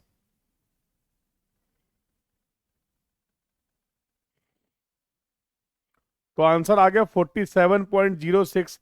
अरे बेटा, रोहन अभी तो बताया था, always we will define the efficiency in percentage, always we will define the efficiency in percentage. Efficiency हमेशा परसेंटेज में डिफाइन करते हैं। चलिए, तो आई कैन सी कि आप सभी लोगों ने ट्राई कर लिया है और आंसर्स भी आ गए। चेक कर लेते हैं आंसर सही है या नहीं। क्या बोला गया? तो बोल रहा है एक एक ड्राइवर है जो कि travelling at A speed of 40 kmph, बहुत बढ़िया, ब्रेक को अप्लाई कर रहा है और जो ब्रेकिंग डिस्टेंस मिल रही है वो 12.2 मीटर की मिल रही है। ठीक है, कॉफिशेंट ऑफ फ्रिक्शन जो अवेलेबल था वो 0.7 है। तो कह रहा ब्रेकिंग इफिशियंसी बताइए। अरे, कह रहा ब्रेकिंग इफिशियंसी बताइए। तो अभी अभी तो हम लोगों ने डिस्कस किया था कि ब्रेकिंग इफिशियंसी होगा F dash upon F into 100। तो हमें यहां पर निकालना पड़ेगा एफ डैश की वैल्यू। दे रखा गया स्पीड और ब्रेकिंग डिस्टेंस, तो L B will be equal to V square upon 2g F dash कर दें, बोलो। तो एल बी दे रखा है, हाँ। तो 12.2 विल बी इक्वल टू बेटा 40 इंटू 5/18 का whole square divide by 2 into 9.81 into F dash कर दें। तो आई थिंक यहां से हम लोग एफ डैश की वैल्यू निकाल सकते हैं, जरा निकाल ही देते हैं। तो 40 इंटू 5/18 का स्क्वायर डिवाइड बाई हो जाएगा 12.2 इंटू 9.81। ये क्या ही कर रहा हूं मैं। 40 इंटू 5/18 का स्क्वायर डिवाइड बाई 12.2 इंटू 9.81। अब सही है, उम्मीद तो है। 0.515, 0.515 ये वैल्यू आ रही है। Do all cross check the calculation part बेटा, कैलकुलेशन जरूर चेक कर लीजिएगा। तो E braking efficiency will be equal to क्या हो जाएगा, 0.515 डिवाइड बाई 0.7 मल्टीप्लाई बाई 100। तो this will be equal to 73.68%। This will be equal to 73.68%। बिल्कुल बेटा, that is the available, that is the maximum available Rizwan. For this F dash we have calculated the braking test. और ये data जो आपको मिला है वो ब्रेकिंग टेस्ट के बेसिस पे मिला है। On the braking test data basis of the, on the basis of the braking test आपको ये V की वैल्यू पता चली और LB की वैल्यू पता चली। ये तो मैक्सिमम इतना था, आप इतना यूटिलाइज कर पाए तो आपकी इफिशियंसी कितनी पता चल रही है, 73.68%। तो आपकी इफिशियंसी कितनी निकल के आ गई, 73.68%। तो आई थिंक नाउ द अगर बात करें बेटा यूजर की कैरेक्टरिस्टिक्स में, हम लोगों ने विजन के बारे में डिटेल में बात की। और अगर व्हीकल कैरेक्टरिस्टिक्स की बात करें तो हम लोगों ने in the case of vehicle characteristics we have discussed about the static characteristics of the vehicle as well as the dynamic characteristics of the vehicle. और dynamic characteristics of the vehicle में in detail we have discussed about the braking efficiency. Everyone please confirm कि यहां तक की सभी बातें सभी को क्लियर हैं। The discussion till now is clear to everyone. क्योंकि ये बताना इसलिए जरूरी है कि यहां तक के डिस्कशन में जो ट्रैफिक इंजीनियरिंग के 3 पार्ट थे, तो ट्रैफिक इंजीनियरिंग को बेटा हम लोग 3 पार्ट में पढ़ेंगे। पहला पार्ट था ट्रैफिक की कैरेक्टरिस्टिक्स, ट्रैफिक की कैरेक्टरिस्टिक्स जो कि हम लोगों ने कर लिया है कंप्लीट। यहां पर हमें बात करनी थी यूजर की कैरेक्टरिस्टिक्स की और व्हीकल की कैरेक्टरिस्टिक्स की। यूजर की कैरेक्टरिस्टिक्स में हमें डिटेल में बात करनी थी विजन की, पेरीफेरल विजन की, पेरीफेरल विजन की हमें बात करनी थी। और हमें बात करनी थी आई साइट की, हमें बात करनी थी आई साइट की। और व्हीकल की कैरेक्टरिस्टिक्स में हमें बात करनी थी static characteristics of the vehicle और dynamic characteristics of the vehicle. I think हम लोगों ने ये सभी बातों को सक्सेसफुली कंप्लीट कर लिया है। We have completed this discussion, yes or no? We have completed this discussion, yes or no? और I hope the entire discussion is clear to everyone. यहां तक की सभी बातें सभी को बहुत अच्छे से क्लियर हैं। अगला पार्ट जो बेटा अब स्टार्ट करेंगे हम लोग, that is going to be the second part, second and the very important part, second and the very important part, and that is going to be the traffic की studies. That is going to be the traffic की studies. चलो इसके बारे में थोड़ी सी मैं बातचीत कर लेता हूं और इसको कल से हम लोग स्टार्ट करेंगे। बिल्कुल कल आपकी एज यूजुअल जो क्लासेस रहती हैं वो क्लासेस उसी तरीके से हैं, उसी शेड्यूल को हम लोग फॉलो करेंगे। अरे दिन का, साल का पहला दिन है, क्यों? कल साल का, नए साल का पहला दिन है, 2023 का पहला दिन है। अच्छे से मेहनत करेंगे, क्यों भाई? क्या बोलते हो? ये क्लास आपकी 9 to 10:30, ये क्लास जो है वो 9 to 10:30 होंगी बेटा। मिस्टेक अगर आप कुछ ट्राई करोगे तो डेफिनेटली मिस्टेक होंगी, तो मिस्टेक से घबराना नहीं है। कोई भी काम हम नया नया स्टार्ट करते हैं, कुछ करना सीख रहे हैं, तो उसमें तो मिस्टेक होती है ना। अगर उन मिस्टेक से घबरा जाओगे, अटेम्प्ट करना बंद कर दोगे, तो क्या होगा? फिर वो मिस्टेक्स कभी खत्म नहीं होंगी। लगे रहोगे, दो बार मिस्टेक होगी, 4 बार मिस्टेक होगी, 10 बार मिस्टेक होगी, कभी ना कभी तो चीज खत्म हो जाएगी ना। बिल्कुल, तो कल बिल्कुल पूरी एनर्जी के साथ, बिल्कुल जितना भी मैक्सिमम टॉपिक हम लोग कवर कर पाएंगे, डिस्कशन कर पाएंगे, वो करेंगे। क्लियर है? हाँ, ये गलती मत करना कि कुछ लोग फिर मॉर्निंग वाली क्लास मिस कर देते हैं और फिर पूरा दिन थोड़ा सा लैग फील करते हैं। क्योंकि एक क्लास जब आपकी मिस हो जाती है तो आपको नेक्स्ट क्लास में उतना अच्छे से कनेक्टिविटी नहीं बन पाती है। तो ये मेरा सजेशन है, डोंट मिस एनी क्लास। ठीक है, तुम्हें जगना पड़ रहा है, थोड़ा पेन लेना पड़ रहा है, तपस्या है भाई, पहले ही बता चुका हूं, तपस्या है। प्रिपरेशन अपने आप में एक तपस्या है।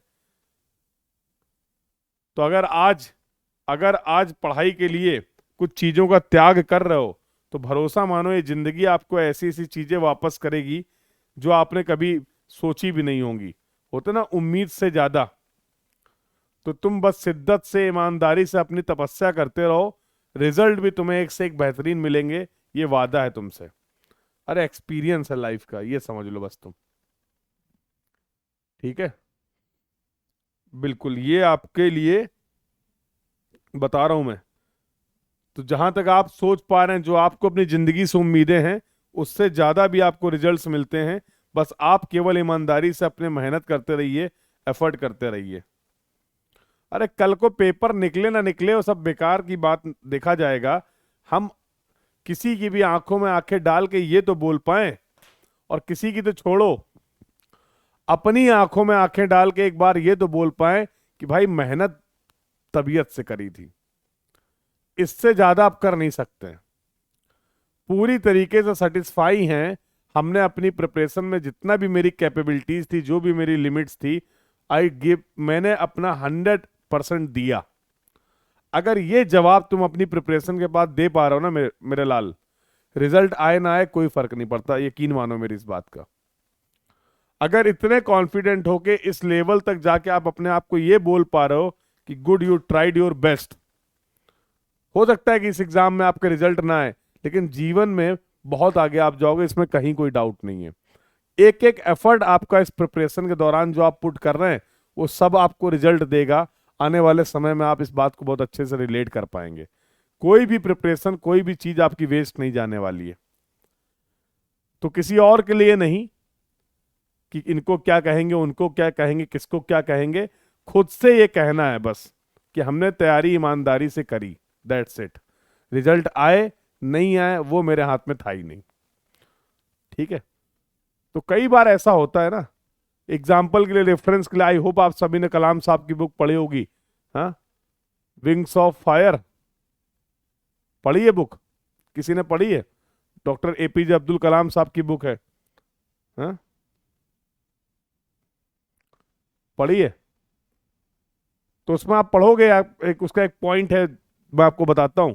तो उन्होंने बोला कि, हाँ, उन्होंने बोला कि मैं करियर अपॉर्चुनिटी, बहुत बहुत मन था उनका, हाँ, एरोनॉटिकल इंजीनियरिंग में जाने का।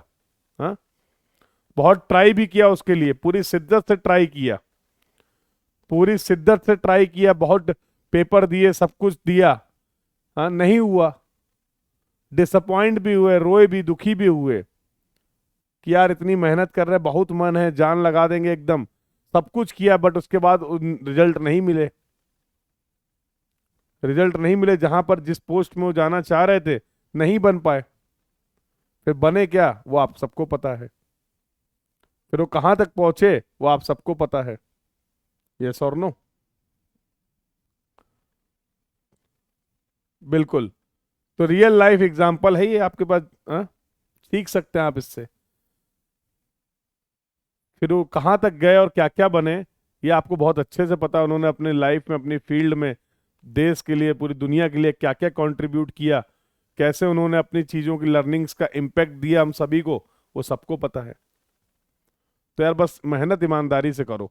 और ये भी नहीं कि सर क्या बेस्ट होता है, हमें नहीं पता बेस्ट क्या होता है। हमें ये पता है कि हम जितना कर सकते थे ये हमने पूरा किया है। मैं कभी नहीं बोलता कि मैं आपको हाईवे इंजीनियरिंग जो पढ़ा रहा हूं, ये सिर्फ और सिर्फ ब्रह्मांड में इतनी ही हाईवे इंजीनियरिंग है। नहीं भाई, मुझे जितनी आती है, मैं जितना सीख सकता हूं, मैं जितना सीख रहा हूं, मैं आपको 100% देने की कोशिश कर रहा हूं। ये मेरा ऑब्जेक्टिव है। बहुत सारी चीजें हो सकता है मुझे भी, हो सकता क्या है नहीं पता है मुझे, बिल्कुल प्रैक्टिकल बोल रहा हूं मैं आपसे। बहुत सारी चीजें हैं ऐसी। यस और नो? बट हाँ, मैं जितने इस काम के लिए एफर्ट कर सकता हूं, मैं वो अब कर रहा हूं। मैं अपना ट्राई कर रहा हूं, बेस्ट कर रहा हूं, कंटिन्यूअसली चीजों को आपके लिए इम्प्रूव कर रहा हूं। आपके लिए एक्सप्लेनेशन कैसे बेहतर से बेहतर हो, आसान से आसान हो, उस पर लगातार काम कर रहा हूँ। I am just trying to give my best. बाकी 100% क्या होता है ये मुझे भी नहीं पता है। सबके कमेंट दिख रहे हैं, सबके कमेंट दिख रहे हैं। ठीक है, तो आप लोग भी थोड़ी सी अप्रोच रखो यार। ठीक है, तो at the end of the day, दिन के आखिरी में जब आप सोइए, तो बस एक बार अपने आप से ये पूछ लो कि आज पूरे दिन तुम जो बेस्ट कर सकते थे, जो एफर्ट कर सकते थे, तुमने वो किए हैं कि नहीं, खुद से पूछिए। अगर जवाब आ रहा है हाँ, चैन से सो जाओ, अगले दिन उठो और फिर से काम पे लग जाओ। अगर जवाब नहीं आ रहा है कि नहीं नहीं और भी अच्छा कर सकता था लेकिन करा नहीं है, तो फिर उसको आइडेंटिफाई करके उसको सही करने की जरूरत है। भावनाओं में आके तुमने बहुत लंबा मोटिवेशन ले लिया। जनरली इतना मोटिवेशन होता नहीं है हमारे पास। चलो ठीक है, जरूरी है ये भी। ठीक है, तो the now the next part that we are going to start from the tomorrow, और मॉर्निंग की क्लास में बेटा जो डिस्कशन स्टार्ट होगा that is related to the various traffic studies and analysis. सभी लोग बिल्कुल टाइम पे क्लास को ज्वाइन करेंगे। हर टॉपिक से एक क्वेश्चन में आपके आते हैं आपके एग्जाम में, और हर स्टडी को बहुत डिटेल में हम लोग बातचीत करने वाले हैं, बहुत इंपॉर्टेंट है। तो do join the class on the time. और पहली क्लास आई थिंक आपकी मॉर्निंग 9 AM पे है। The first class is at 9 AM, yes और नो? चेक कर लेना शेड्यूल। हाँ, ठीक है, तो कल आपकी पहली क्लास है मॉर्निंग 9 AM, तो do join the class on the time. So मिलते हैं फॉर द फर्दर डिस्कशन। और बिल्कुल थोड़ा बहुत इंजॉय भी करो, बहुत ज्यादा स्ट्रेस में रह के पढ़ाई नहीं होती, ठीक है? बहुत ज्यादा दिल को खुश रखो और बेहतरीन जाके अब थोड़ी बहुत देर इंजॉय करो। ठीक है, फैमिली के साथ, दोस्तों के साथ, जहां पे भी हैं, जिनके साथ भी हैं, अच्छे से न्यू ईयर का वेलकम करिए, पॉजिटिव एनर्जी के साथ, पॉजिटिव माइंडसेट के साथ। जो कुछ भी गलतियां हुई 2022 में, हम सब इंसान है भाई, गलतियां होती हैं। ठीक है, जो कुछ भी गलतियां हुई, जिन भी मिस्टेक्स को हम आइडेंटिफाई कर पाए, उनको आइडेंटिफाई करिए और कोशिश करिए कि अब धीमे धीमे करके उनको हम लोग उन कमियों को, अपनी गलतियों को इम्प्रूव करें और ख़त्म करें। ठीक है, तो happy new year to all of you. और आई होप आप सभी की ज़िंदगी में जो 2023 है, बहुत सारी खुशियाँ, बहुत सारी अच्छी अच्छी चीज़ें आपके साथ हों 2023 में। और आप अपने टाइम को, और जो भी आपके रिजल्ट्स हैं, जो भी आपके टारगेट्स हैं, जिनको आप अचीव करना चाह रहे हैं, जिसके लिए आप मेहनत कर रहे हैं, उन सभी चीज़ों को आप अचीव कर पाएँ। अच्छा स्वास्थ्य रहे आपका, आपकी फैमिली में सभी लोग अच्छे रहें, इसी उम्मीद के साथ इस क्लास को हम लोग यहीं पर एंड करते हैं। मिलते हैं मॉर्निंग 9 AM पे। तो once again happy new year to everyone. ठीक है, thank you everyone, keep learning dear, thank you.